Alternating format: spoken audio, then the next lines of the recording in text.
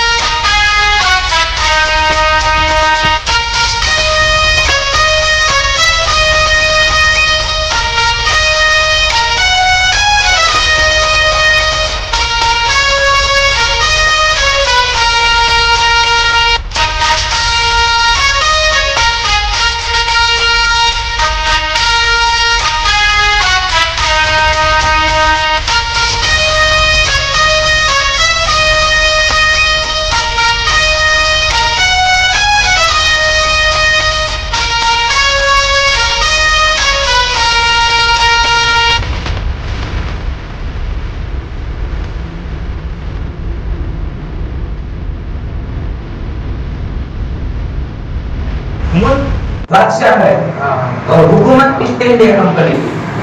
तो ये बात सुन के सबसे पहले मौलाना हसन नंदी के कुछ उनका नाम है, ये टूटे हुए चटाई पे बैठे थे मस्जिद के अंदर और इस बात से हैरान हो गए। तो उसी दिन जो है तो चटाई पे से उठ गए और एक जो इनकलाब लाए तो तकरीबन इस देश को आजाद करने के लिए उस वक्त तकरीबन 50,000 उलेमा की जो है तो शहादत है। वो अपनी 1857 के बाद में की बात है, ये फाइनल के टाइम की बात है। तकरीबन